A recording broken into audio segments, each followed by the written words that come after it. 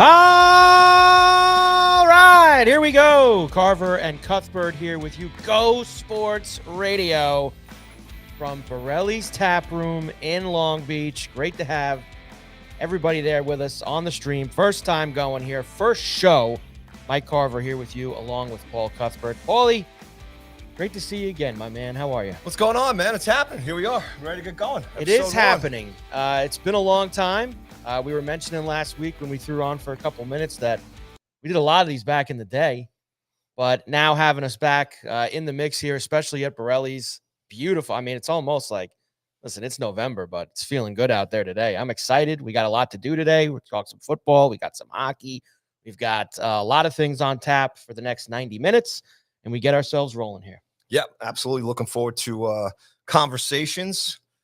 And I don't know if we can really overanalyze things as much as they are today in modern sports. No, you can, though. You see, that's the thing. You can do that. It's perfectly fine. There's nothing wrong with overanalyzing anything because that's what everybody does now, and that's okay. We can overanalyze a little bit, Paulie. That's good.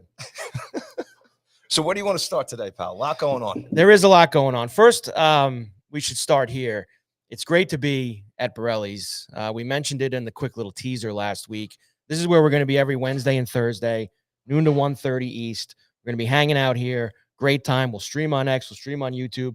We're going to get the chat involved too, Paulie. Don't forget about that. We got the chat box in there. People are going to get themselves involved. But there's going to be a good home for us here on Go Sports Radio. And once again, thanks to Borrelli's and everybody for having us here. Yeah, it's exciting. And I said this at the teaser last week too. Just for the opportunity to get to do this again. And like I said, we were discussing pre-show. It's been a long time since me and you have actually done a show together, so it's great to be reunited, as they say. Funny part is Curtis from Third and Long back in the day sent me like a little message. He's kind of like a laughing emoji, like, look, you guys are back doing this again. You guys are back. We'll give everybody a little bit of the backstory there, Third and Long. We have to at least start there. Right. So when we were doing, which was just a hockey show, Only Pucks, which was Hockey This Week, this is 15 years ago now, right? 2010, right, Paulie? Right about there? 9, 10, 11. Right in that area. When I was in my 40s. Yeah, I was in my 30s. So, back when we were doing that, we would go and take the show on the road. We would do a lot of shows, of course, in-house, in the basement, all that. But we would take the show to various places to watch hockey games. And Third and Long was the home. Yes. That was the place where we would go in Manhattan, of course, right there on Third. Unfortunately, not there anymore, Third and Long. But Curtis was the best there. It kind of was the hockey bar there on the east side of Manhattan. Big Montreal Canadiens fan. Big Montreal Canadiens fan. Then we went to the Canada Cabin as well. Yep. Remember that place over there? We had some Boston, Vancouver Game 7, right? We did in that place in the Canada Cabin, I believe. Whole crew from it was Game 6 or Game 7. It was Boston and Vancouver that year that they played in the Stanley Cup final. We were there. So we did a lot of live shows back in the day. And now we want to try to reignite that a little bit here with the Go Sports Radio from Borrelli's Taproom in Long Beach. So very excited. Yeah, and the difference, obviously, like I said, we used to do mostly hockey. We're definitely going to talk hockey here. We Rangers fan here, myself, Islanders fan there to on your side of the table. And they don't like scoring goals at home. Yeah, we'll get into that later on. They do not like scoring goals at home. But they pumped after that road trip, and then they come back and they can't. They never beat Carolina. They used to have Carolina's number. Now it's flipped. I don't know if I'm going to have much to say about the Rangers or nothing to say about them at all. But getting back to what we used to do, like I said, this show now is doing all sports, covering everything as opposed to just doing hockey back on the road. Right. But shout out to Curtis and all the crew that used to hang out with us back in the day, and hopefully we get some old friends back out here at Borrelli's. It's great being on location. It is more fun, I think, than being in a studio. And you are all welcome to come out here and hang out with us when time permits for you guys. It is open for lunch here at Borrelli's, 12 o'clock, doors open. Come on in. Great specials, great food. And we'll let you guys know about a whole bunch of other stuff that's going on here. Yeah, and I think that is going to start to happen. I think once everybody sees that we're down here, we're going to start to get a couple people further in, hanging out with us the whole time, each show. So it's going to be good. And if you want to yell at us, that's not a problem either. I don't have any issues with that. I'm used to that now at this point. People yelling at me and telling me that I'm nuts. So if you want to come down and do that as well, Paulie, that's just perfectly fine. This is what it's all about, right? Sports opinions, right? There's a lot of people out there that we disagree with. And yeah. So I think that's a good way to start it then. I think it's a real good way to start it, considering I want to start with football today, Paulie, because it is now turning the corner. We're at the halfway mark, heading into week 10 in the NFL. And one of the locals, of course, the Jets, are having another awful season, but they were very busy yesterday at the NFL trade deadline. And you had Sauce Gardner going to Indianapolis. You had Quinnen Williams going to Dallas. You had the Jets acquiring a lot of assets here. I mean, a 26 first rounder from the Colts, a 27 first rounder from the Colts, A.D. Mitchell, who's a good, I thought a good prospect. And then the Colts buried him. If you remember, Paulie, he was the guy that let go of the ball at the goal line in the Colt Ram game back early in the season. And I think he only had 1 or 2 targets a game after that. So they kind of buried him. The Colts been playing really good football this year. So the Jets get him. Then they get a Cowboy second in this coming up draft, a first in 27, and Mazi Smith, who was a first round pick by them just a couple of years ago. So you think he's got talent there in the middle and defensive line. That's a lot of assets you're acquiring for 2 guys. Now the Jets, like you said, it's been a very long year, but their defense was allegedly going to be their calling card, and now they lost 2 big pieces off of that. I am kind of torn, honestly. If I was a Jet fan, I think you're happy on one end, but the cycle just continues at that point. You want players like that to make your team better, not get rid of them to once again just start the cycle over. The buzz around Jet fans is they actually seem to be pretty happy with the trades, right? How it's going to pan out. It's like anything else in any team. When you make moves, you never know what's really going to happen. But Jet fans do like draft parties. So if anything, it's going to be a hell of a draft party next year, the next couple of years, I should say, over this. Look, as a team, as a franchise, not a lot of success. And I know we're going to get into just New York sports in general, just not being successful, and especially on the gridiron as far as football is concerned. The Giants as well. And the Giants didn't do a damn thing yesterday at all. So I guess they think everything's fine. Well, yeah, like you said, we'll bring them up in a moment, because I think that's a whole nother situation. You talk about the Jets where they are. I personally, this is, again, I'm a Buffalo Bill fan. I'll put that out on the table for those who know us and those who don't. I don't like the Jets. I don't like the Giants. I don't root for either of them. I don't like the way that so far Aaron Glenn has kind of presented himself as the head coach of the Jets. I think that when you come to New York, if you have a history of winning, if you have a background as a coach of win, I think that you can play the tough guy card. I don't think that you can play it when you've never won a game as a head coach. I don't think that that's the right thing to do. And he's been doing that since his first opening press conference. He did it at the Combine. He's done it as the season started. He's done it the last couple of weeks. Now, talking about the quarterback, keeping a big secret, who's going to play quarterback this week? They both stink. Like, what's the problem? Like, what are you hiding? So I don't think it's good when you come in and you play the tough guy act like he has done so far. And I don't really know enough for the GM. I mean, these seem on the surface like good deals, but then you have to make sure that you then acquire the right players with those picks you're going to get later on. And this is all about quarterback, Paul. This is what it's all about. And this Muji now, he's got to show that he knows how to acquire a quarterback in the draft, because you're loaded now with all these picks. When you have 5 first rounders over a 2-year span, that should put you in the mix to be able to get one of these guys like the Giants have now gotten with Jackson Dart, hopefully, and with other guys because that, Paulie, is the difference between winning and losing, is having that guy that can play quarterback. All right. So on that note, and we'll touch on college football, not only today, but going forward. Is there anything as far as the senior class that's coming out, guys that might come out into the draft next year, that the Jets are maybe looking at going, hey, let's go for this guy. Let's stack up the picks and let's see what happens. Is there anybody out there like a Dart or somebody else that's coming out in this class? I think that people thought going into this year that this was going to be Arch Manning was going to be the guy, but watching Arch this year at Texas, now I'm not, his family obviously has got a lot more NFL history than I do. I mean, he's got plenty to lean on between his uncles, between his grandfather, between everybody else. He got plenty of people he can lean on to decide what he's going to do. If I were him, I would be staying in college football for another year. That's just me. Now, he could come out, Paulie, and even with his not great of a year that he's had, and he probably still would be the number 1 overall pick in the draft. He probably still, because he's Arch Manning, he's got the name, and he's got the build, and he's got all those things. But here's the one guarantee anyway. You saw that with Shador last year. It's not a guarantee. Little different situation. But I think, and here's the other thing to remember. Unlike back in the day when Eli and all these other guys came out, now Arch can stay another year in college football and he can make $10 million this year. It's crazy. So that's not something that was there. Now maybe Eli and Peyton did make a couple bucks when they were playing quarterback in college football, but nobody knew about it. But now you make $9-10 million as the quarterback, like Arch Manning does. So if I was Arch, I'd be hanging around another year and playing some more college football before going to the NFL. He's got the time to do that. Are there other guys in this draft? This Fernando Mendoza from Indiana. Everybody's talking him up. He's the flavor of the month right now. There's lots of guys that people think could be that next. I don't know, Paul. I don't think that there's no doubt about it. So I got to give up everything this year. Yeah, I don't think that guy's there this year. Now, will they if they have the first overall pick, are they going to take a quarterback? I mean, they got lots of problems everywhere. They're going to. They got lots of problems everywhere, including coach. I think that's one of their problems. Glenn is just bizarre. We thought Herman was bizarre years ago. I think Glenn's taken he's taken it up a few notches. But the Jets as a franchise and as a fan base, and I don't know how they do it every year. I don't know how they do it. More power to them, I guess. I have no idea how they do it. But you could talk about the Jets, you could talk about the Browns, you can go up and down the NFL, right? As far as franchises and the mediocrity and the lack of winning. Right. And every year though, the stadiums are pretty much filled. Yeah. I don't know how all that works. But it's but then again, you talk about the NFL.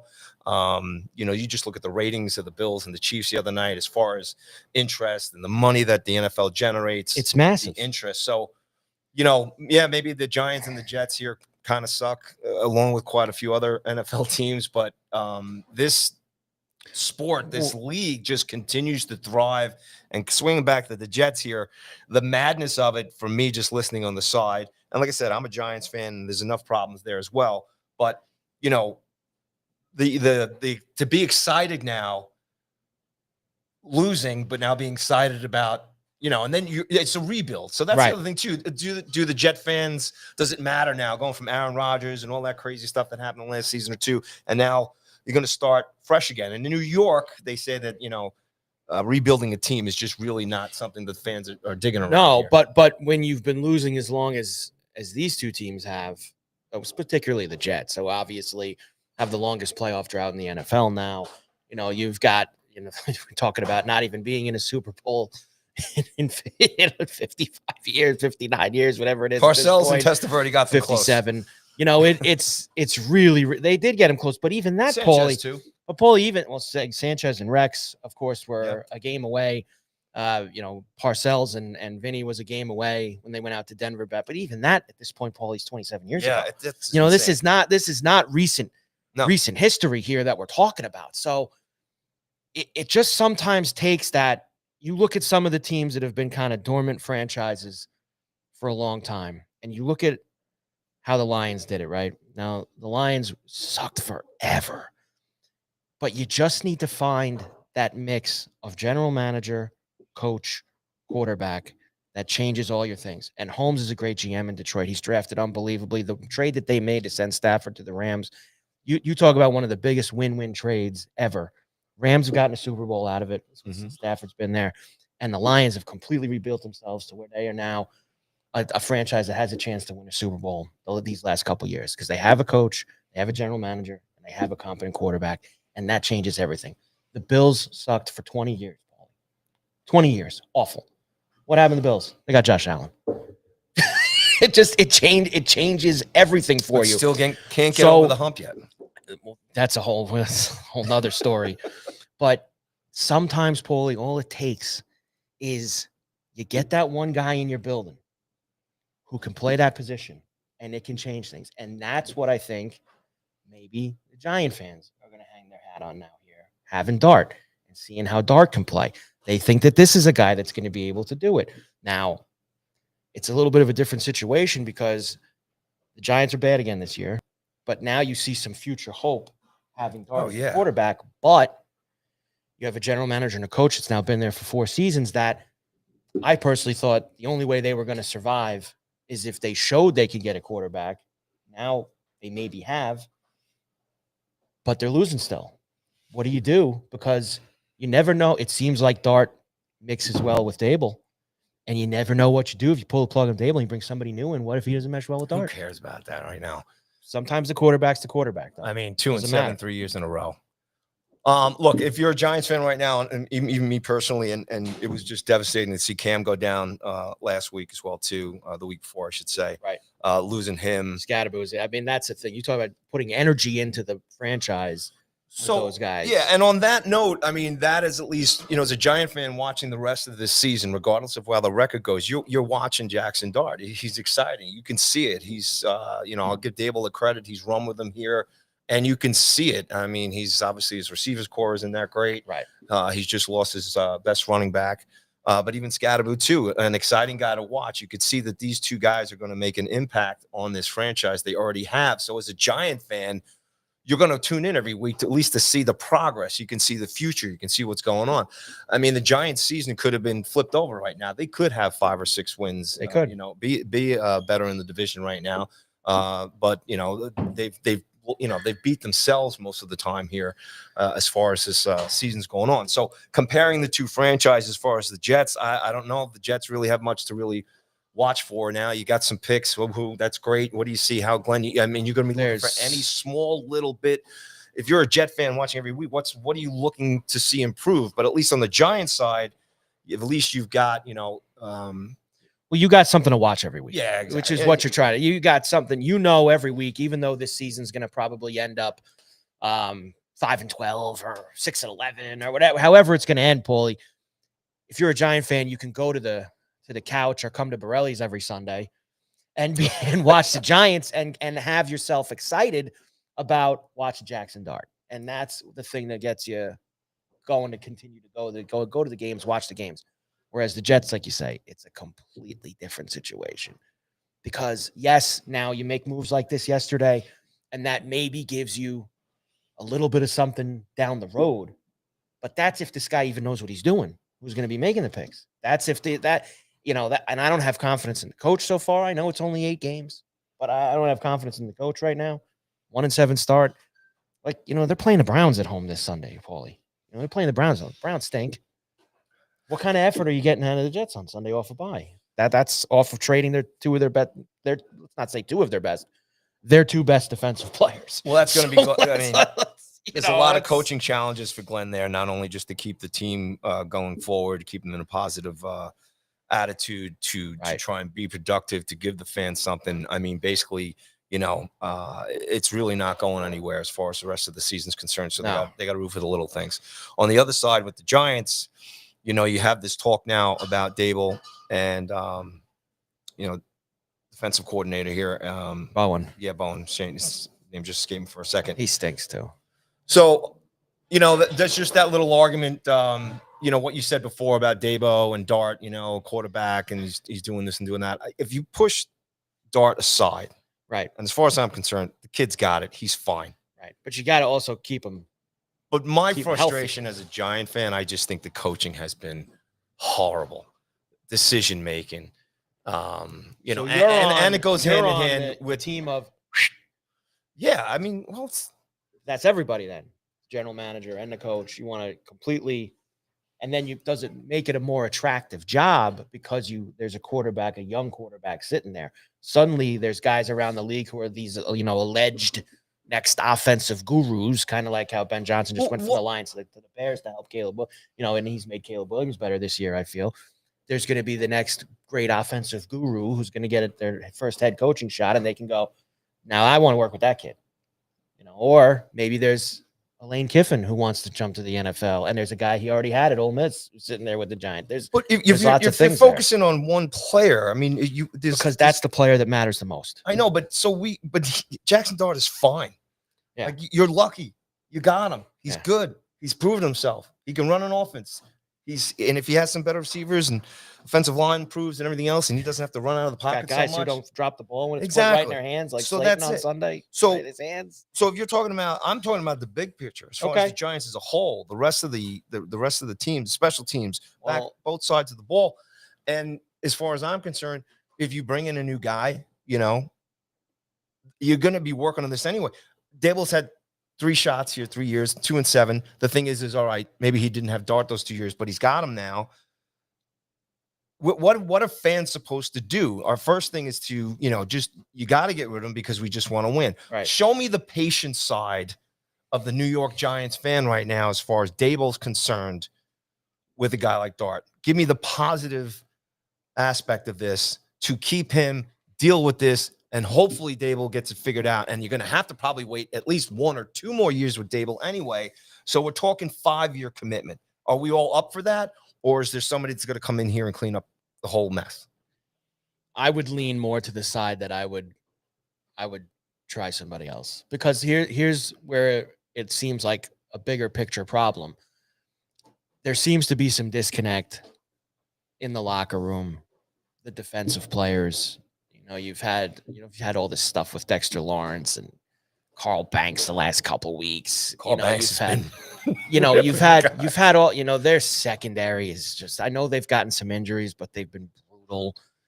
You had this other thing with Scadab, who liked the tweet about somebody's killing Slayton about dropping that. But there's a lot of things that doesn't happen in other locker rooms. You know what I mean? And that's part of why is Daboll focusing so much on making sure Dart is so good that it keeps him his job, that the other parts of being a head coach you're losing those parts. Yeah, I think that's right. And that's kind of what you got to look at sometimes and go, all right, well, that's it. That's, maybe it is time. But I wouldn't let this general manager hire another coach. I think that I would go, same thing I was saying before, that I would clean it all out, and I would let somebody else come in and say, look at this building block that I'm starting with.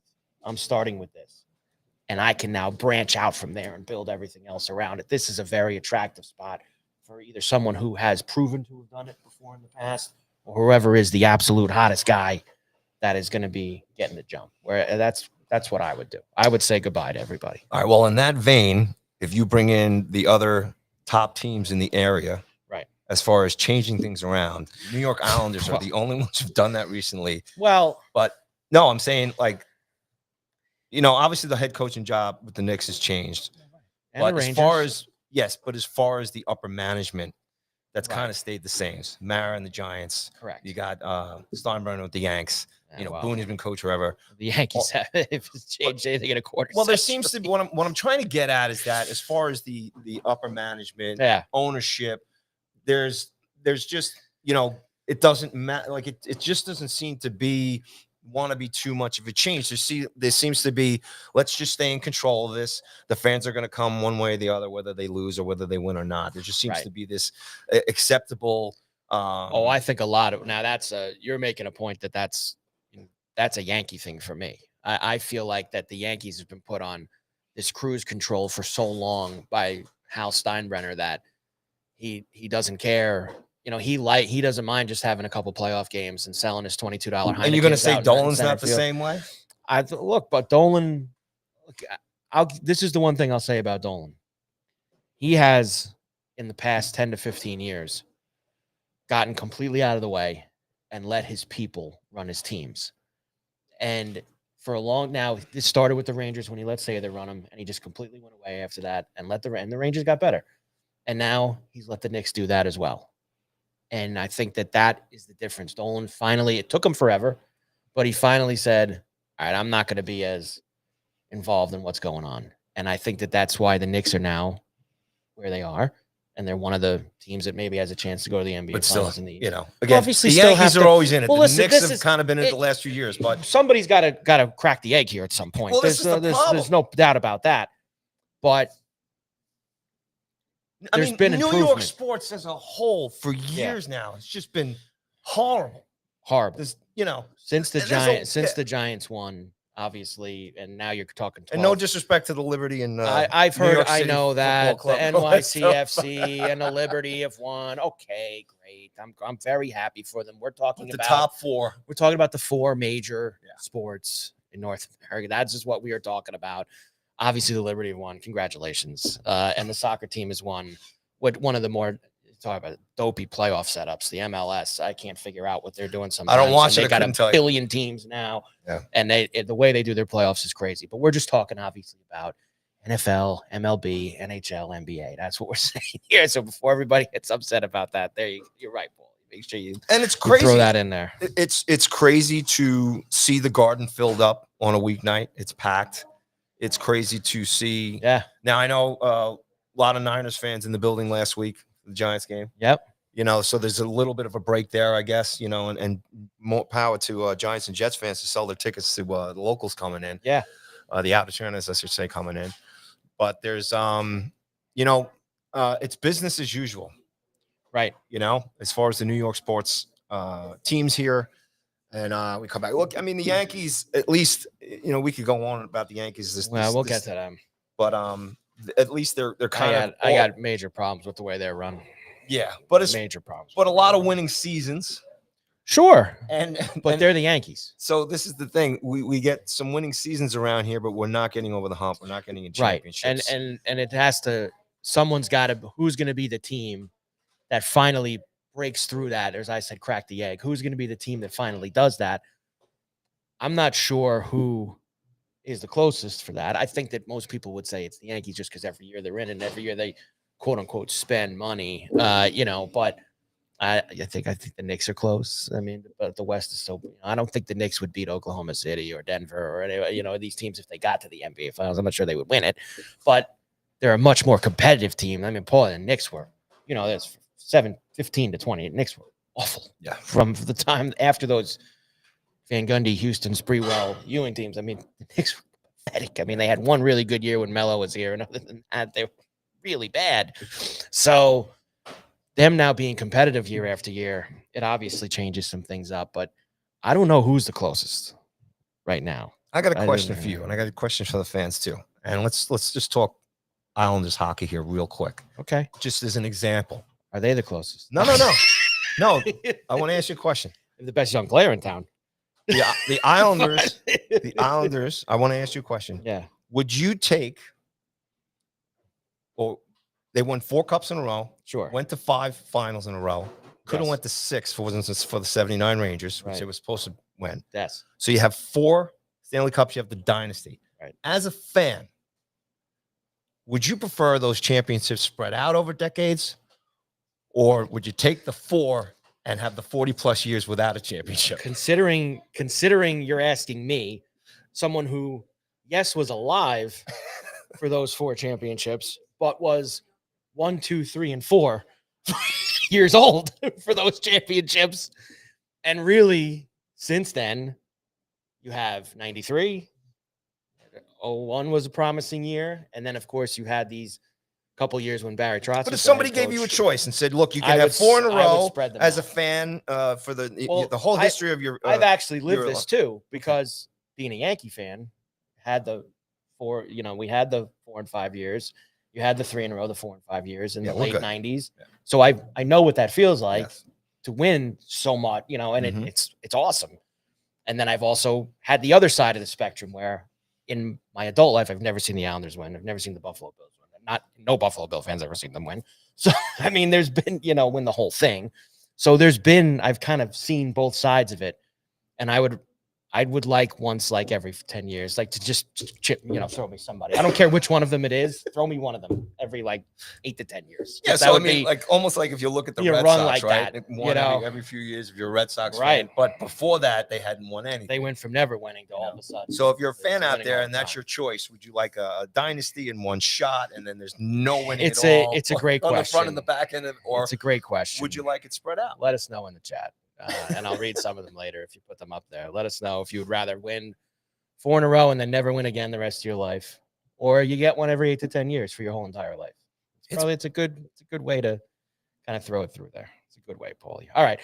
Carver and Cuthbert, Go Sports Radio here at Borrelli's Taproom in Long Beach, of course, on a Wednesday, first Wednesday in November. We'll be here every Wednesday and Thursday, getting you going. We got a good crowd tuning in on the stream, which is great to see. We'll read some of the comments later on before we get out of here. But we are at Borrelli's, Paulie. So I need to know. You got to tell me a couple of things that are going on at Borrelli soon. I want to be there. Few things. Tell me. Lots of things going on here at Borrelli's. And once again, we are broadcasting live our shows here from Borrelli's in Long Beach on Beach Street. Come on down. In addition to this great new live sports podcast that we're hosting here on Wednesdays and Thursdays, they do live music, comedy, and even some Italian food classes and everything else. Well, they keep putting all these pictures on Instagram of this pasta. So I'm going to have to talk to Mike And one of these days, I gotta try the pasta because it looks unbelievable. All the pictures on Instagram that I get of the pasta. All right, so here's a quick rundown what's going on. Every Thursday night, obviously Thursday football, come on down. Friday nights got live music and just great drink specials, happy hour, all that stuff. This Saturday, they have live music on November 8th with Sean Jacoby at 7 p.m. And then at 10 o'clock, we've got the Lavish Life coming in here. Big night on Saturday here, live music. Saturday during the day, obviously, all the college football is going on here on the big TVs. Yes. So definitely come down here. Check out the website, Borrellistaproom.com, for all the specials. Sunday NFL, same thing. It's just a great place to watch a game here. TVs and all the specials and the great beer choices as well, too. Next Tuesday night, like I said, we get into some more live music. It's Billy Joel theme night here. There's a $21 dinner special and half off of all wine bottles. That starts at 7 o'clock. Billy Joel theme night, live performance there. Next Friday, the 14th, the Dirty Rockers are coming in here, and I heard those guys slam. Dirty Rockers. Yeah, slam. They're a fun band. It's a tribute to Stick Figure and 311, Red Hot Chili Peppers, nice. Dirty Heads, Real Big Fish, Sugar Ray, Sell out Sublime with me too. And some good Sell stuff. out. So Yeah, I like that one. coming in, that's a free show, and that starts at 9 o'clock on the 14th. Next Wednesday, November 19th, like I said, Borrelli's does a lot of comedy here, and Colin Quinn is coming in on Wednesday night. And I will be here with the wife, because Colin is one of our favorite comedians. So come down. I believe that's an 8 o'clock show, or doors open at 7. And Colin Quinn's coming in. Great comedian, great stuff there. Tuesday, December 2nd, Des Bishop's coming in, comedian as well, too. So that's a great night. And then on Wednesday, December 10th, there's a pasta making class going on here at Borrelli's, too. So always great stuff. Loaded up at the tap room. That's just a brief list of all the great stuff going on here at Borrelli's Tap Room. So check that out. That's awesome. Good stuff. Awesome. Great to see. Great to hear. And I'm glad that we're here. I'm excited. Might even grab myself Surfside before I get out of here, something like that. So I'm going to Surfside and a pizza before I leave. We're going to try to make sure that I can effort that at least either Wednesday or Thursday when I'm here. I'm going to try to do it. I try to get like a little day drinking, a little out the door. Why not? Why not? No, surfs up, baby. Just one. Surfs up going for us there. Yeah, I'll give you a lift home. So there you go. With that, we'll talk a little bit more about everything that's going on in a bit. All right. Other things, we talked about the Jets and the Giants, talked about the local stuff. NFL in general here, as we get now, we're turning. Now that there's 18 weeks, Paulie, in the regular season, you now have that definitive halfway point. Not for every team, because some teams have these stupid buys in week 4. Some of them have them in week 13, but we hit through 9 weeks to go, and it moves.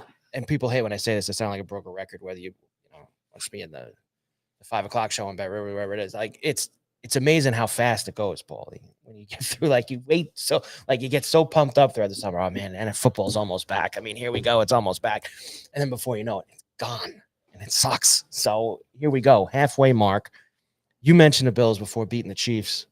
And what was it? The most watched? I think it was 30 million, man. 30 million people watched the game or something like that. Then that's the NFL for you. And that's Allen Mahomes. And that's all of those things. Which kind of swings back to what we were talking about before, what I was bringing up. Like I said, even with all the, obviously the Chiefs and the Bills are headliners. Yes. Obviously. Yes. But it is absolutely simply amazing. I mean, that's not 30 million Bills and Chiefs fans watching that game. No. That's an NFL. That's just an NFL fan. Everybody's watching. But they have now, the NFL has now built a machine with that game to where that game is now always, notice Bills and Chiefs never on Monday Night Football. It's never on it.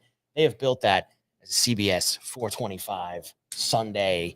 And there's not a lot of, there was only 2 other games, and they were both buried 405 Fox games that nobody, was really that interested in. Jacksonville and the Raiders, nobody the whole country got that game on CBS, and for good reason, because it's box office. And that's on Paramount, which is you have to download the app. So the whole streaming argument a couple of years ago, everybody said they're canceling this, and it's a bit of a fever pitch now. Obviously, it's the ESPN, YouTube stuff that's been going on, but all that stuff about people going, oh, I'm not doing this, I'm not paying for this, I'm not paying for that, and it was a big thing about Apple TV as well too, right.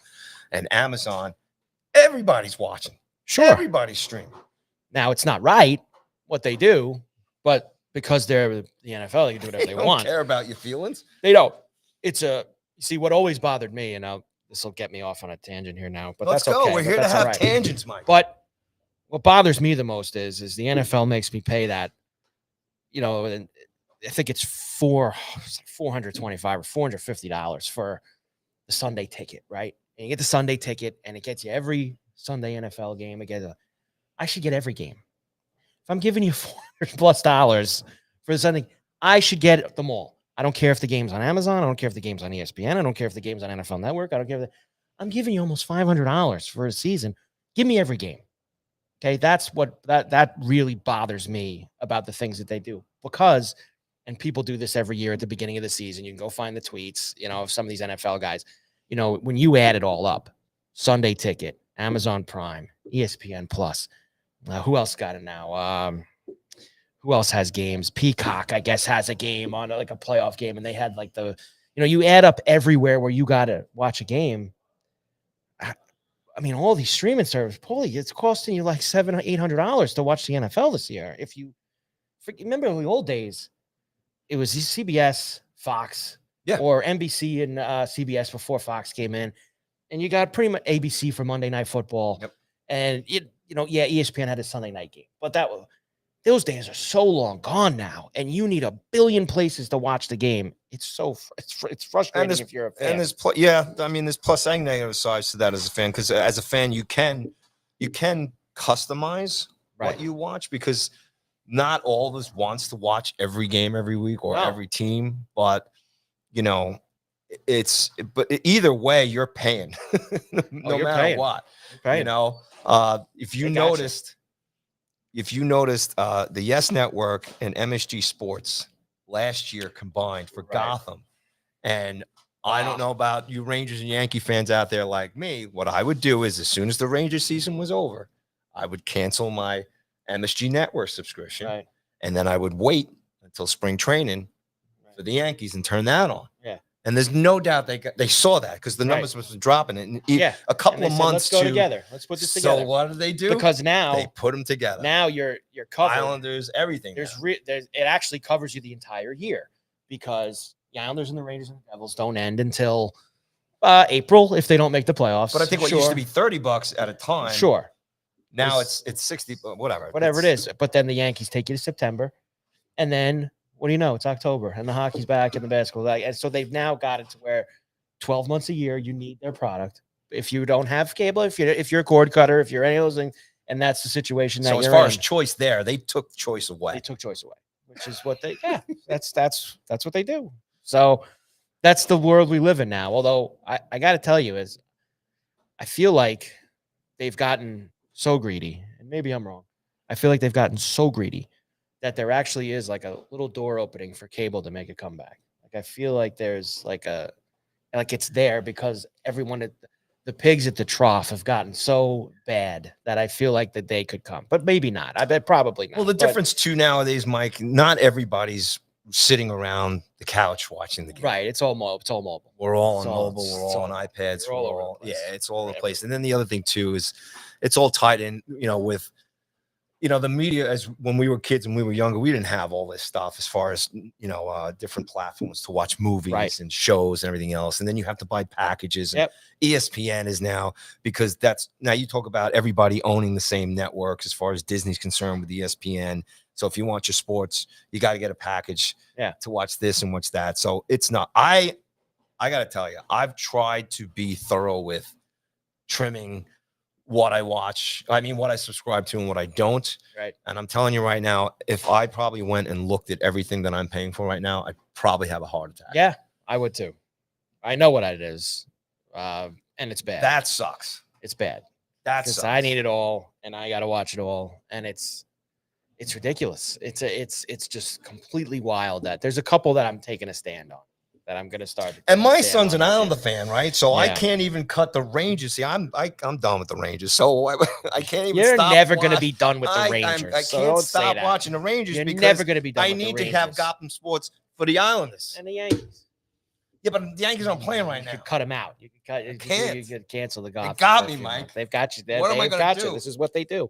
But either way, back to my original, where I was originally going. Bills beat the Chiefs on Sunday. Lots of people. You had a lot of big upsets this past week. This is why the NFL is so crazy. You have weeks where I sat around pulling, I do a lot of shows with gambling. I do Bet Rivers. And I sat around Thursday and Friday. That's what we're going. Detroit's going to smash Minnesota on Sunday. Smash job. Oh, I was doing the whole thing. Blah, blah, blah. Minnesota beats them outright. I mean, the Panthers going into Green Bay to play the Packers and Lambeau. Come on, they got no shot, Paulie. Look how good the Packers played Sunday night against the Steelers. They're on. Blah, blah, blah. What happened, Paulie? Panthers beat the Packers in Green Bay. But hasn't that kind of been the way the Leafs been going? Yes, and it's the way they want it. Yeah, they want it. You look up and down. They want parity. And they get it. All right. They found their way. Are horrible or the same. But they're all, like you say, they're all in that mix. There's only a couple really dreadful teams, the Jets, New Orleans, Miami. There's a couple really dreadful teams, but 70% of the league is in that middle ground right now. That's why I've always called it that also mediocrity means league. That 80% to 90% of the fans as we get into Thanksgiving and you get into December and I told you it's 18 weeks long now. It's a billion years long.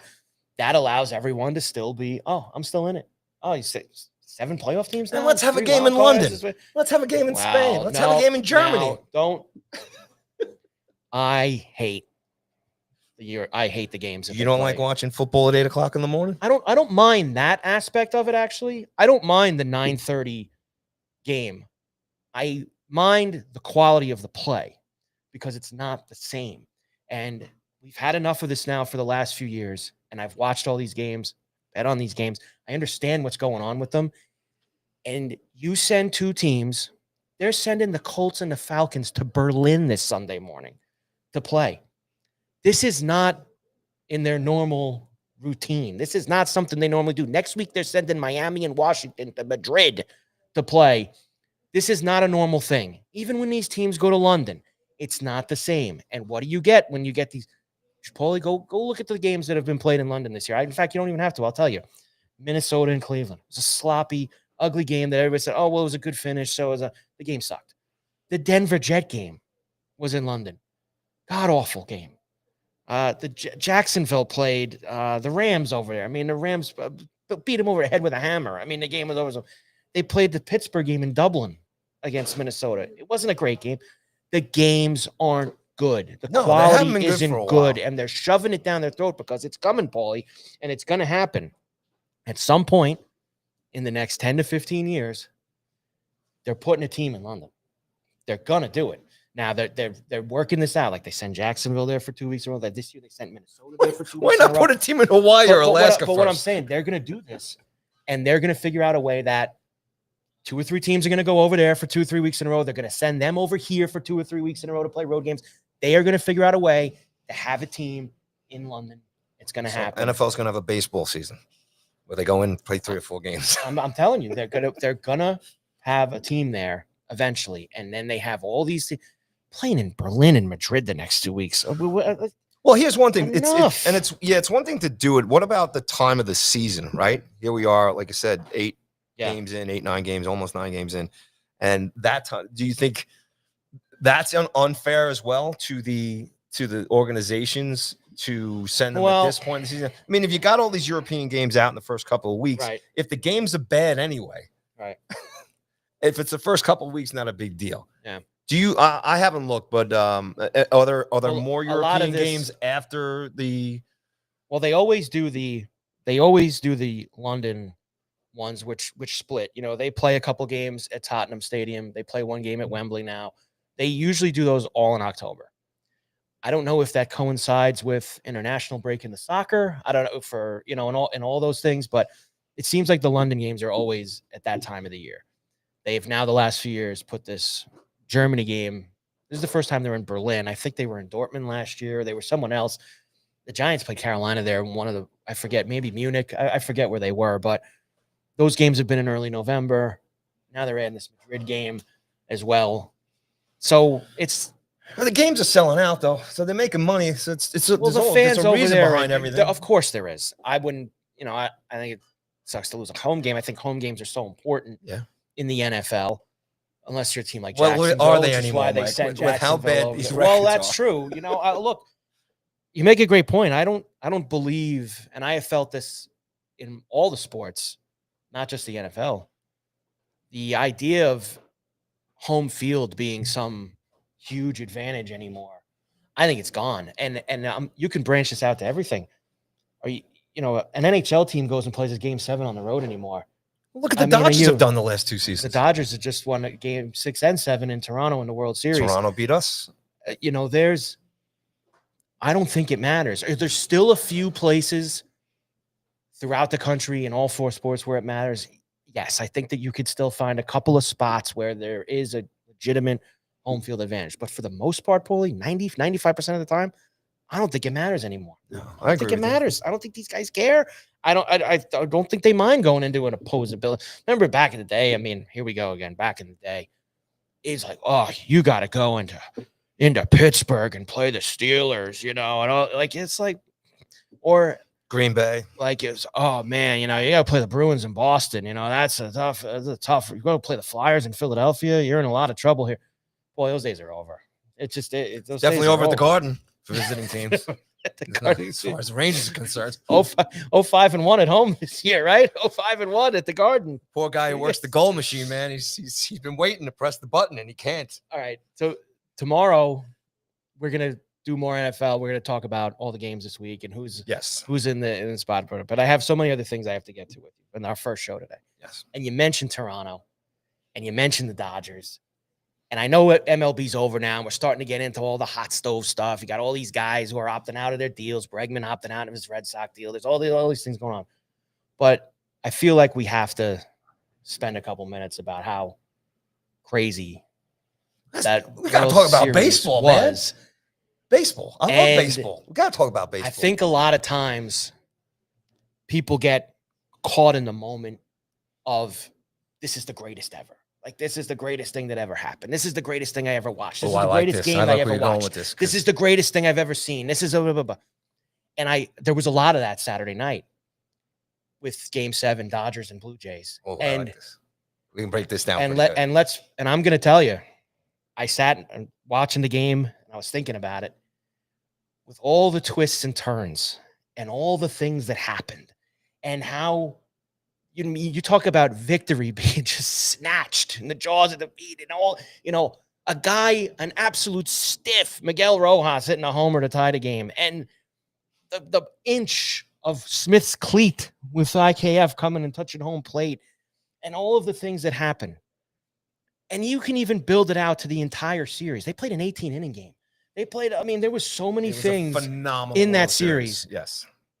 People, of course, immediately, Paulie, say, it's the greatest World Series I've ever seen. It's the greatest World Series I've ever seen. And normally, Paulie, I'm a guy that does, like, let's let it breathe a little bit. Let's let it calm down. I sat and thought about it for a little while. It actually might be true in my lifetime, at least. You know, listen, I wasn't around for Yankees, Pirates, Bill Mazeroski in 1960. You know, I wasn't around for that stuff. And I don't want to get in. I'm talking about things I've seen with my own eyes. There was only 2 World Series that I was kind of like, you know, the best World Series I ever watched. And I think Cubs and Indians, Cubs Cleveland, when the Cubs broke that law in 2016, because that was wild. Mm-hmm. You got Davis on Cleveland hitting the homer off Chapman in the Game 7 at the, and then they went to rain delays, and then the Cubs break this curse of 100 years, and that one was kind of in my mind. Yankees Diamondbacks 0-1 is always in my mind, even though most of the games really weren't good in the series. It was the moments. It was the Yankees hitting the 3 homers. You know, the comebacks in the Bronx in games 3, 4, so I think 5. maybe you have to look at this. We as Yankee fans probably have to take away the Yankees series that they've been in. Right. Not to take away from the games that were played and how the series made out. But, like, right. You know, of course they were the greatest World Series for us because they won. Right. That's one side of it. I think if you're a baseball fan and you just love the game, and then if you go throughout the decades, when this first when this was first brought up, the first series that I thought of personally was the Twins Braves. Another really good one with a scoreless game in the 7th game. It was just that one stands out. Now I think that's. Does it take away from this now, series? I think we talk about. We have 2 different boxes here, right? Was it the greatest Game 7 in World Series history, or the greatest series, 7-game series in World Series? You know, I think there's 2 different things there, because the game you're talking about is up there. in terms of Game 7s in the World Series, scoreless. I mean, that was Jack Morris. There's just so much about that game is ridiculous. Kirby Puck in that series was unbelievable. I mean, and the Yankee Diamondback Game 7 with Mario, Soriano hitting the homer and Mariano giving up to Luis Gonzalez, the little bleeder, broken bat over Jeter's head, like ending the dynasty. Like that's on a classic Game 7. So you're for Diamondbacks fan, that is the greatest World Series. Of course. But I'm taking fandom out of it. Yes. I'm saying to take fandom out of it and say, is this the greatest World Series game I ever watched? I think it has some merit that it was. That game was so ridiculous on Saturday night. And then you have Yamamoto coming in after the pitch. I mean, there was so many things, Paulie, that make it such a special game, such a special moment. I think it's a tough thing to debate because I think all of us have watched baseball at different times. I'll be the first one to say when the Astros were in the World Series, I couldn't have gave a sniff about it. You know what I'm saying? Because I think there's interest there too. Is how you're watching it, or maybe I was watching something because hoping the Astros would lose or whatever. Yeah. You know what I'm saying? I was kind of locked into this series, and it's funny how this is all coming about. When the Yankees got knocked out, I didn't want to look at a baseball. Yeah. Because as a fan of the Yankees, I was done. I was exhausted, especially enough after last year's World Series and the fifth inning and that game, in the series last year. And then as a fan watching what the Blue Jays went through, going, we went through that last year with the crazy things happening, At least they won some games. At least they won some games. But I got back in and I started watching, the Mariners and the Blue Jays there, and I was definitely checking out the Phillies and the Dodgers. It's also a great series. Mariners, Blue Jays was a great series. Yeah, I mean, there was just some great baseball. I think what's going on, what's good for baseball right now is there are so many talented guys, and there are villains, and there are guys to root against, and there's guys to root for. There's the contracts, there's the money. I think the Dodgers are the biggest. I mean, the Dodgers are the villain now. I mean, if you're not a Dodger fan, you hate the Dodgers. I don't hate them because they're looked at as, that spending all the money that they spend and having with all that money, Mike. Let's be honest, they were damn lucky too. Not only against the Yankees last year, but this year too. Somebody up there. The baseball gods are moving things here in a little bit. Yeah. I mean, if you watch the breakdown of that fifth inning last year and how the momentum was about to shift and to swing, the Yankees beat themselves last year. You could kind of say that the Blue Jays had so many opportunities and it just didn't happen. And then, I mean, it even happened in the series. I think the winning game against the Phillies. Remember the kid on the pitch and he threw the ball to home, and he just had to go to first base. I mean, that's a little bit of luck, but that's baseball, and that's the human decisions that individual players have to make, and the plays that they make. The manage. I mean, that baseball is just. I think right now it's my favorite game, and it's been my favorite game for quite a few years. I'll also say my son, who's now 12. Playing baseball over the last 4 or 5 years, me becoming a little league manager and everything, I've become more of a baseball dad. But I've always loved baseball. Look, I have great memories as a kid playing, throwing baseball cards up against the wall and trading. I love that. I love this, all the old TV shows and I used to have, and I think that's what a big thing about the NFL too. Younger generations who are older now, but back then when you only had 4 or 5 channels, but you have friends that are, Denver Broncos fans because they saw John Elway, or they're Cowboy fans because they saw Roger Staubach, or, it goes on and on and on. It's a different game. But watching baseball the last few years more intently than I have, getting back to this original story about was this the greatest World Series? All I can say is I don't feel that. I think it was an amazing series. I'm glad I watched it. I watched almost every minute of it, and I had so much fun watching it. Because it wasn't my team, and watching the baseball and the storylines and all the amazing things that happened. And as far as the Yankees fan, nobody from our division is allowed to win it except us. So bravo, Dodgers. And as far as champions are concerned, they're way behind us as a Yankee fan too. So that's fine. But they're doing a great. Roberts, I mean, Well, I think the one thing for Roberts, he's lucky, man. This He's was part of that Red Sox team, yeah, man. but this is. I think that this year was huge for him. And look, they've won a bunch of World Series now, but I think there was always this feeling that the Dodgers are so talented and they have so many great players that anyone could be in the dugout and anyone could roll them out there, and it didn't matter. Like that, like Roberts really didn't do much. I think that there was like kind of a feeling of that before this year. I thought, Paulie, he made moves in his playoffs, especially in the World Series, in terms of the Rojas move, putting Rojas in, taking Pages out, getting what he had to get. And look, Yamamoto was just a freak, and he was able to, but some of the moves he made with his pitching, Yamamoto's no different than say what Randy Johnson did years ago, and Madison Bumgarner with the Giants, and there's guys that have done that. But I thought this was a big series for Dave Roberts. It was a big win for Dave Roberts because I think it kind of solidified. He made some really smart, keen moves in this series. But as a manager, and you can get into this with Boney too, as a manager, those players have to perform, of course, and individually be successful. And that's what makes the manager look like a genius after it's done. But if Rojas strikes out there, if Pages doesn't catch that ball, right, then it's all flipped around. Then believe me, Roberts is getting killed for those moves. He's getting killed. No question. It changes. The coin flips very quickly. Very quickly. The managers are given a lineup. They try and make the best decisions. They put them out there. But baseball is a game of performance and a lot of luck as well too. Because the ball, nobody has control over where that ball's going to go. No, they certainly do not. But it was a World Series for the ages. Yeah, so as they love to say. So I went straight to the Braves and the Twins. Braves, Twins. When 91. you heard that initial discussion, and I know you're saying this in your lifetime, but was there any other series that right away stuck out in your mind? Like, I was thinking, like in general, as an entire 7 games, and not just the Game 7, which I get the Twins and the Braves for that.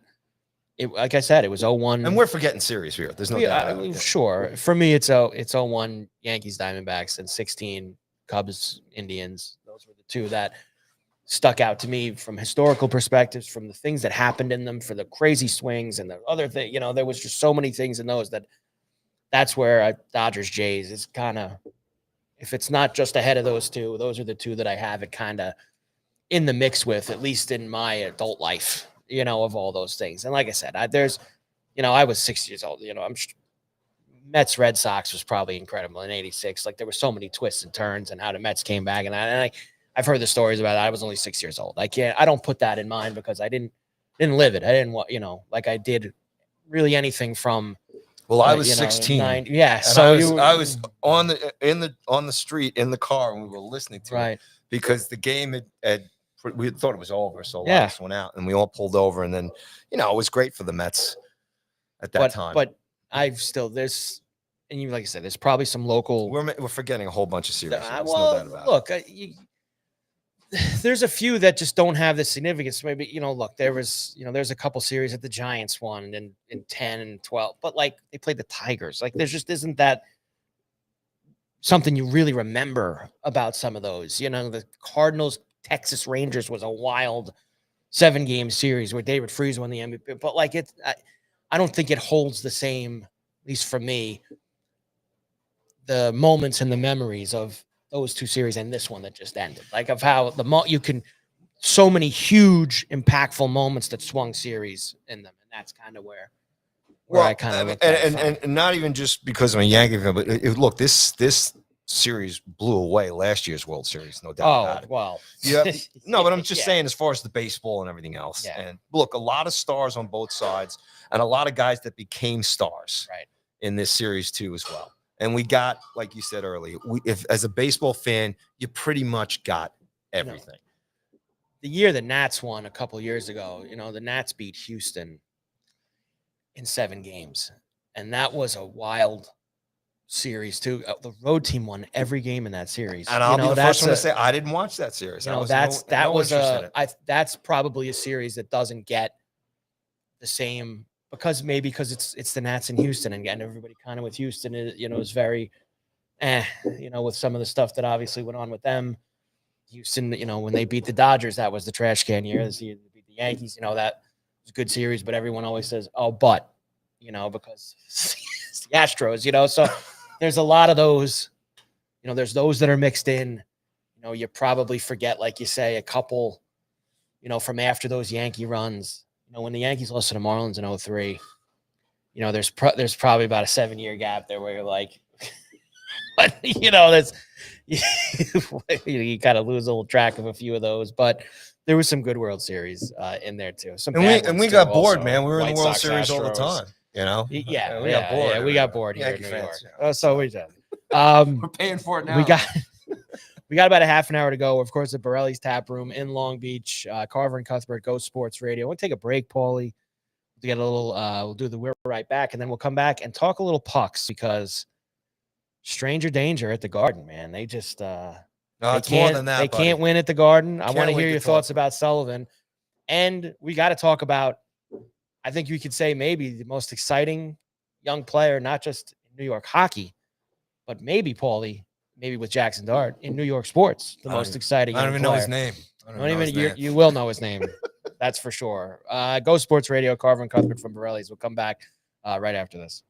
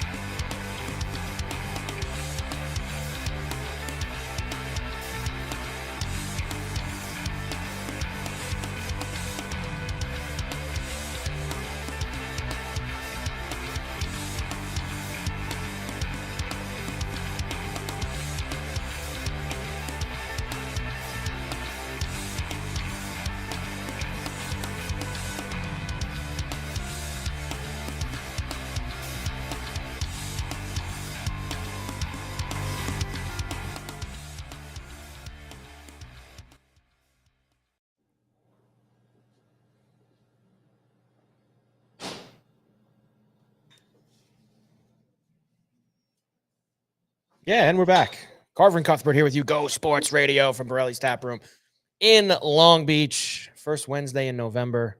It's the 6th, right, Paulie? Is it the 6th today? Today's the 5th. I lose track. Is it the 5th? The 5th. See, this is what I'm talking about right here. See, this is why I wrote 6 on the sheet, because I have no idea what day it is anymore most of the time. I just completely You're a dad, out man. there. You're a dad like me. It's been It's like crazy. you said, yours are a little bit older now, so you got 8 and 4 for me. So it's like sometimes the days just blend together. Yes, you they really do. Don't know.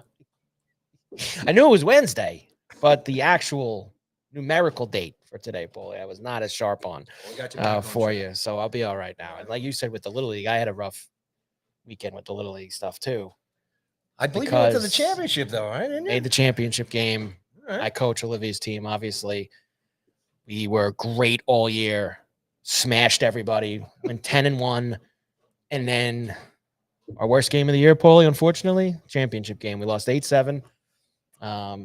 We just didn't, just the way it goes sometimes. We beat the team three times in the regular season. We smashed them each time. And then we lost to them in the championship game 8-7. So it was a tough weekend at the house. Olivia played great. Pitched 2 innings, 3-run homer to give us a 6-4 lead. Huh? She pitches.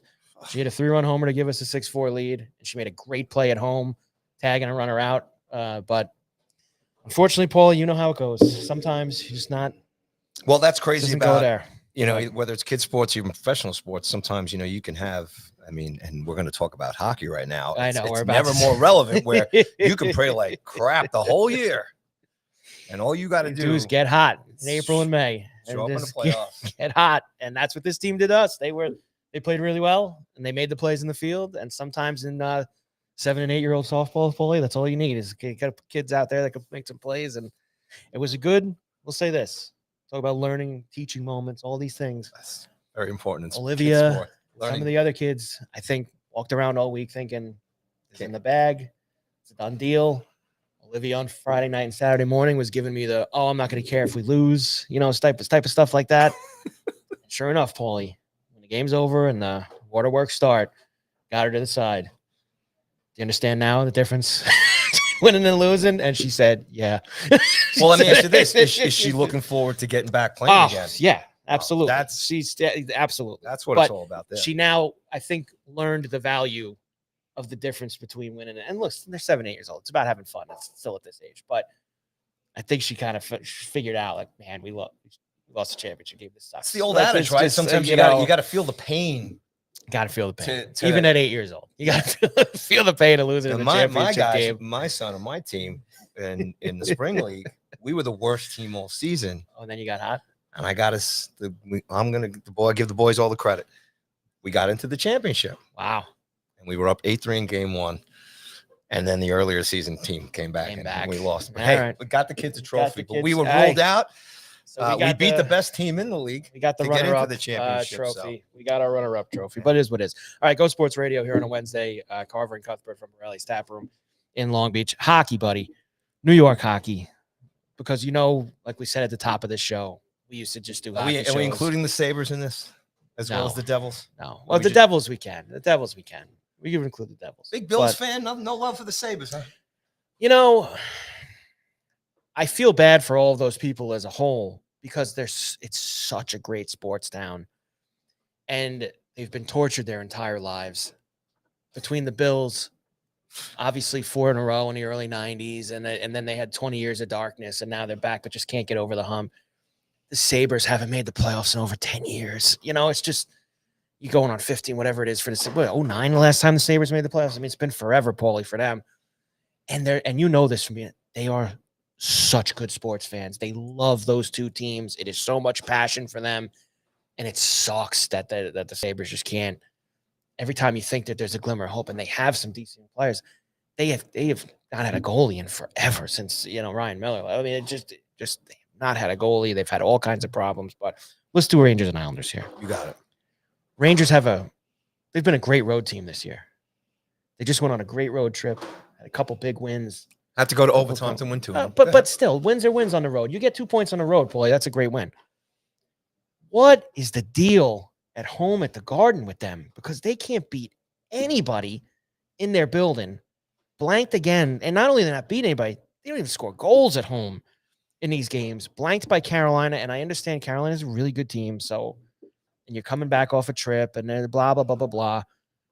Sully in there now. I've seen you tweet about Sully's press conferences, and did you think Sully was going to be the answer to turn these guys around at the start of the season? Because it's it's been a mixed bag so far, I guess you could say. I don't when they fired Turk and when I guess he needed to get fired. I don't know. I sometimes wish that he was still coaching the team.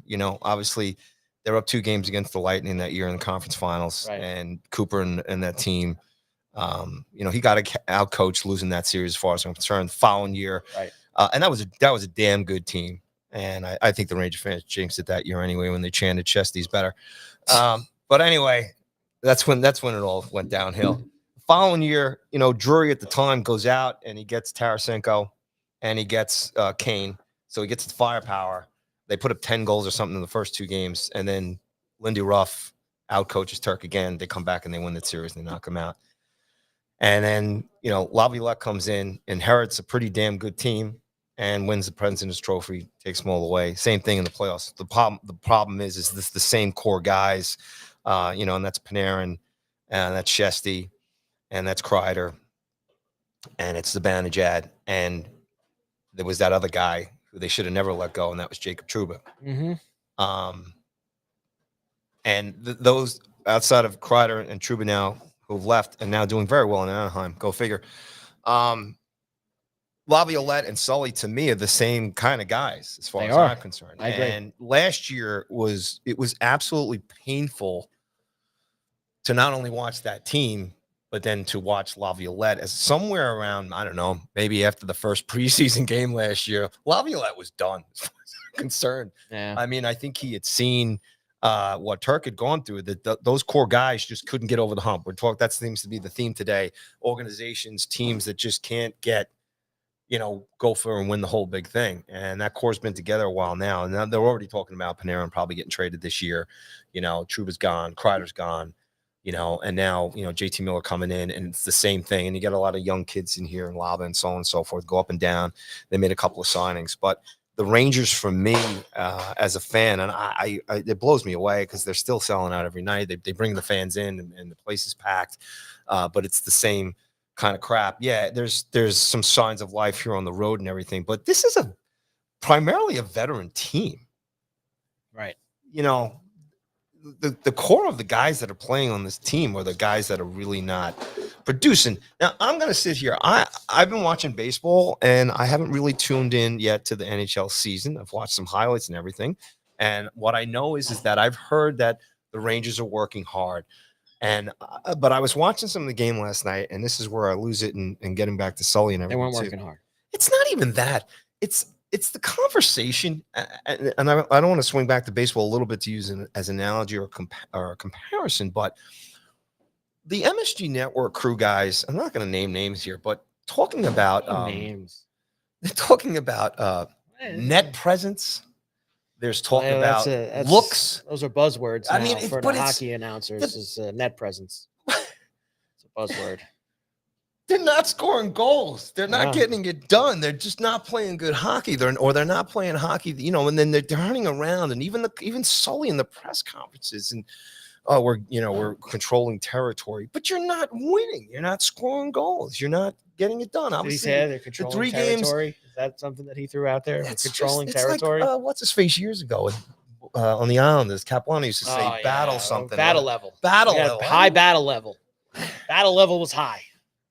And I'm sitting here, how is a fan base, how am I supposed to sit here and watch and listen to this crap that we're seeing on the ice here? And these are, again, the core of this. Even Lafreniere now, what, 6-7 year veteran, I guess now, right? Too. Yeah. Shesty. These guys are in their 30s. I mean, they're going to have to flip things around here. I'll give Drury this. Over the last couple of seasons, the guy's gone out and tried to get the pieces to come in here and do it. And like we were talking about as a baseball manager analogy, you put the guys on the ice. If they don't perform and they don't get the job done, what are you going to do? Yeah. And there's only so much you can do, whether it's cap related or everything else and contracts and everything. And about, no trade clauses and all this stuff and everything else. But in short, I find the New York Rangers since definitely last season to be absolutely boring, not only as a product on the ice, but as a front office, as a head coach. And it's just I give the reporters, I'm sure it's a great gig. You get paid, you get to follow these guys, go to the rinks, be in the games. But those press conferences are just torture. This is the New York Rangers. Let me talk about this. This is the New York Knicks. This is the New York Yankees. This is the New York Giants. This is the New York Jets. It's a whole heaping pile of crap. Okay. So as far as the Rangers are concerned, I mean, I hate to say it, it's as a longtime hockey fan. Well, talk to me in April. I mean, really. If they're there. And the Florida Panthers are the best sports franchise as far as I'm concerned. You can talk about the Dodgers a little bit, but the Panthers have gone out and earned this the last 3 years. Certainly Three have. Straight finals, making Unheard great of. trade deadlines. Paul Unheard of Maurice is a stuff. Jedi. I love the guy as a coach. He drives everybody crazy. They're gonna they might get that third in a row, and Well, that'll be 4 trips to the finals. We'll look, see what happens. You know how I have always operated. I think it's the hardest trophy to win in sports is the Stanley Cup. And I have always been a believer. It's almost impossible to get back to that point. When you win or lose it, it's so hard to get back. Except that the rest of the teams in the conference are horrible. I guess so. I mean, if you want to make that as part of the factor, but for them to go 3 years in a row, win 2 of them, and I even give Edmonton credit because I killed Edmonton. For them to get all the way back there after losing the way they did, down 3-0, get into a 7th game, and then come on, it's a 12-month grind to get all the way back to that point. Man, if you're a Canadian fan, as far as Edmonton last year and Toronto Blue Jays this year, that's pretty brutal. I now have a new outlook with the Florida Panthers. I doubt them. No way. I will not doubt them, and they are going to do the same thing this year that they did last year. They're going to take nights off. They are going to – the regular season is going to be a complete coast job for them, and they don't care if they're first in the Atlantic, third in the Atlantic, first wild card, second. As long as they're in it, Paulie, they're going to step on the ice every night knowing that they can beat everybody. Now, the Florida Panthers, as an organization where they're located, and, you look at the Tampa Bay Lightning over the last years too, they can kind of get away with that in those markets. Yeah. The Toronto Maple Leafs and the Montreal Canadiens can't get away with that. The New York Rangers can't get away with that stuff. As far as coasting. You have to. I mean, look, the Rangers are definitely coasting right now. It's possible that, but it's so early in the season. Well, look, it's possible, Paulie, and you maybe not. It's possible that if the Rangers ever went to 3 straight finals and won 2 of them, there maybe would be some relaxed sentiment around town that they could take the regular season off. But you need to do those things in order to get that. You can't just, as far as the Islanders go. Well, let's talk about the Islanders. They're actually a little more exciting. The Islanders are more exciting. I don't think they're a playoff team, but I'll tell you this. The ticket's worth the price of admission every night when you go watch them because the games it's so different from, and look, the Trotz Islanders getting to the two East finals in a row and all that stuff. It was great. It was a different style of hockey. They got there playing we know how the Islanders want to win. They want to win 2-1 games back in the day. This is Patrick Waugh style now. With Darshan there and Lou being gone. These games are wild. I mean, they're over. Talking in the gambling sense here, their games are over every night. I mean, they're last night again. Another 4-3 game last night. Every game's back and forth, wild, up and down the ice. They're exciting to watch. They're worth the price of going, and they have, without question, first of all, the best hockey player in New York, and I understand Shesterkin and all these other guys. I'm not disagreeing with you. This kid is 18 years old. Yeah, great, and the story is. I get he's only played 10 games, 11 games, whatever it is so far. Paulie, I couldn't even possibly imagine that this guy was going to be this good, this fast, at 18 years old. He is. I mean, this isn't coming from here in New York or from guys like me and you on Long Island or anything. I'm talking the big national Canadian talkers in hockey, where they only talk hockey. There's people bringing up, should they put him on the Canadian Olympic team? I mean, holy, that's wild to me to even think about. And I was one of the guys who was like, you got to draft offense with that first pick. You got to take one of these. They need a guy who could put the puck in the net 50 times a year. And I was dead wrong. This guy is, for on and off the ice, Paulie, unbelievable. And already worth weight in gold as the top overall pick in the draft. I love it when because he's been like the #1 star like 2 or 3 home games already. He gets on the bench with Shannon in the post game. He's just like, I love these guys. He's an 18-year-old kid. I love this place. I love the connection he's building with the fan base. It's great to watch, and it's so great it's something like you talked about with Dart before with John. You can put the TV on or go to an Islander game every night, and you're like, I'm watching this guy. Yeah. I mean, this is unbelievable watching this kid every night. No, it's great, and it's a real credit to the Canadian Junior Leagues, the USA colleges here, and the USA hockey program itself too. A lot of these young kids coming up very mature and able to step into these lineups. Hey, Shaver's a great story here on Long Island. With Lou leaving and Darsh coming in, who seems like he's going to do great things. I think he's already done good things for the Island. There is a different air about them. There was a shot on the Islander bench after they, I think, tied it or won the other night. I can't remember. But everybody on that Islander bench, and what are we, 7 games in or something like that? Yeah, 8 or 9. They had acted like they had won in overtime and exciting. And that to me resonates from every guy on that bench. So there's a buy-in there. Right. There's something good that's happening. I think it's great for some of the veterans like Lee and Barzell and Pellick and Pulak and all the stuff. This just it's everything kind of come together. And Roy, I guess maybe he doesn't have that guy like Lou over his shoulders right now. Right. I think he's got a little bit more. He could play it a little more fast and loose. I mean, it really is going to have to be a full body of work here as far as Roy's concerned and what happens going forward. But and look, there's still, Paulie, there's still some older pieces on this team that if I'm Darsh and we get into February and get into March, I'm looking to do what they did last year with Brock Nelson. I'm looking to spin JG Pajot. If anybody's willing to take Adam Pellick and Ryan Pulak as guys who have played 1 billion games in the playoffs as defensemen, I'm willing to do it. Like I am willing to. This year for me is having fun watching the team and continue to grab more assets that they did, because it's time to.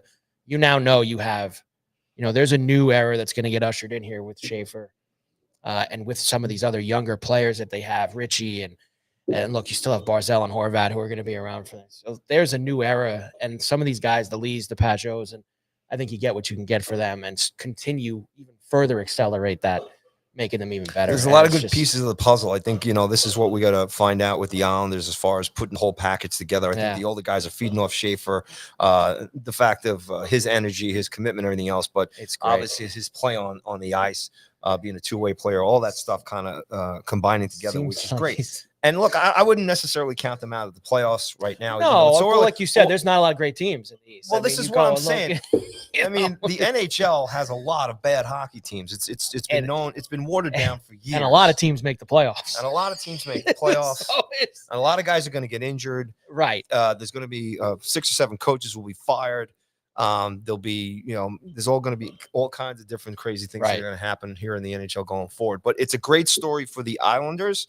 There's some fresh blood there. There's some new leadership. There's some new management. And it's good for the Islanders. And as a Ranger fan, I've always said this, and the Devils are playing pretty damn well for Keith, They are.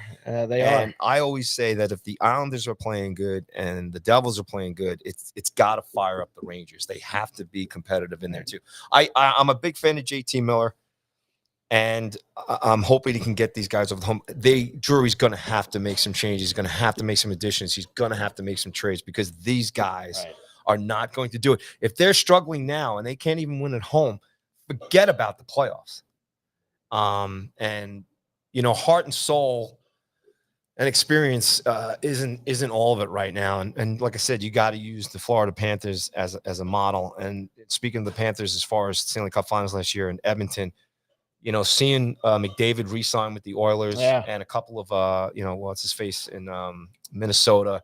Yeah, Kaprizov. Yeah, so a lot of big free agents already signed. So there's not going to be any really big free agents except for a guy like Panarin. Yeah. So I trade him now. What everybody sees right now, that's it. But that's also a sign. A lot of the Ranger fans thought that maybe these guys might come and sign with the Rangers. Right. Nobody's interested in coming here, and I think that's also a bad sign for New York Rangers going forward. Yeah, Rangers right now 5-4-4 or 6-6-2, excuse me, 14 points, 1 point from the bottom of the conference. Believe it or not, Florida and Washington, two teams that won divisions. It's so much hockey left. Too early. There's 6 points separating the entire conference. You said it, man. So there's a lifetime left. The Devils are 9-4, and they've played very well, particularly at home where they're 5-0 at the Rocks. So the Devils have played some really good hockey so far this year, and I expect that to continue as long as Hughes plays. Now, Hughes has shown the last few years he's a little brittle, he's a little injury prone, but if he's playing, Paulie, he's dynamite too. Well, I mean, you've seen it the last couple of games. Schaefer's getting run at, so that's going to be the other challenge too. He's a young kid sticking up for him. Yeah, the odds have been sticking up for him. And like you said, keeping him healthy. You know, you want to keep him out there because remember something too, and I forget what it was, and this was a big talking point going into the draft. You know, the kid in junior last year, he only played like 17 games or something like that. Like he was hurt a lot last year. He's already played 10 or whatever it is for the Isles this year. So he's going to play a lot more hockey, Paulie, than he's played the last couple of years. And he's a young 18-year-old kid. He can handle all that stuff. But the physical grind of the NHL as you get into January and February. Now, this year they get a 3-week break, you know, in the middle of February for the Olympics and whatnot. But it's a long year, and man, but the kid is super exciting. It's just so much fun to watch him going through. All right, we only got like a couple minutes left here. We're going to be back tomorrow. Yes, we are. I have a few things that I'll save over, including the college. Getting loose, buddy. Including the college football, which they put the first college football playoff rankings out last night, which, by the way, don't mean anything. So we'll talk about that tomorrow. But it is cool to look at. It's cool to look at. It's fun to look at. Their shiny little things that they're up there. Some new teams in there, but there's like 5 more of them. And then the last one's the only one that matters, is the one that's at the end. So tomorrow we'll do a little of that, including leading into some of the games this weekend in college. The Knicks do play tonight. I know you're excited. Are you going Knicks Timberwolves at the Garden? I'm not going, but it's a good to go to the Garden when St. John's wins. Starting this weekend too, man. St. John. Well, they started Monday night, and they put a hundo up on Quinnipiac. But their first game's at the Garden this weekend, right? Playing Alabama at the Garden on Saturday. And the Rangers Islanders on Saturday night. Yes. Ooh. So that's a nice little double at the Garden. Lunch, the Garden on Saturday. Pack a lunch. That's one of those days back in the day. You go to you're on the train 10:30, 11 o'clock, go to St. John's game, St. John's, Bama. You're out of there by like 2:15, 2:30, right across the street. Get lathered up for another 3 or 4 hours. Back in the Garden for Rangers Islanders. Is that at the Garden on Saturday night, Rangers Islanders? Yeah. I just see that. Oh, man. Yeah, Saturday, 7 o'clock, Rangers Islanders. They got to flip the court to the ice. Garden, yeah. Quick on that. One more time, Paulie. Give me some Borrelli stuff before we get out of here. Okay, once again, real quick, we are broadcasting all the time from Borrelli's Taproom here in Long Beach, New York, and that's located at 912 West Beach Street in the great city of Long Beach. Beautiful down here. Thursday night football coming up tomorrow. Friday night live music this Friday. Sean Jacoby's going to be at 7 p.m. and The Lavish Life is live at 10 p.m. Come down. Great music. Got all the college football here on Saturday. Like I said, big TVs, great beer selection here at Borrelli's Taproom right here. Next Tuesday, Billy Joel theme night coming down, $21 dinner special, half off all wine bottles. Check that out. Good stuff. Starts at 7 o'clock. Next Friday, November 14th, if you like a little dub, ska, reggae, the Dirty Rockers are playing here live. Free show at 9 p.m. Some Sublime, some Dirty Heads, 311, Stick Figure, and more. Stick Figure. Yeah. Wednesday, November 19th, Colin Quinn will be live here. Comedian Colin Quinn. Legend. From the famous Saturday Night Live days and MTV. Great stuff. Colin's awesome. Great show. Come down. And then I believe is the 7, 8 o'clock start. Tickets are on sale. Again, go to Borrelli's Taproom for all that information. Tuesday, December 6th, come on down. Comedian Des Bishop is going to be here as well, too. You can get the tickets for that. Wednesday, December 10th, pasta making class right here. Like I said, this is one of the best Italian places down here on the South Shore, let alone Long Beach. Brick oven pizza and lots of great stuff. And the pasta making classes have been selling out. So make sure you get on there and get down here. It's always a great time. So that's what's going on for Borrelli's. We'll talk more about that tomorrow as well. Great job, Paulie, with all the Borrelli stuff. Listen, we had a lot of watchers on X, a lot of watchers on YouTube today. Good crowd checking in. Thank you so much, everybody. We had a Just bunch. Getting started. We had a bunch also come through with a couple chats. I know that I saw Tiger Man in Utah checking in. Loves the setup. Thank you, Tiger Man. Always great to hear from you. I did see Winnipeg will be back from Shawnee checked in with Winnipeg will be good this year. So we got a little Jonathan Tays, baby. I was at the Jets Islanders game beginning of the season. Loved it. We will be back tomorrow. Go Sports Radio, Carver and Cuthbert, Borrelli's Taproom in Long Beach, noon East to 1:30 East. Paulie, tremendous job. Thanks again to Borrelli's. We're back tomorrow. GSR. We'll see you then.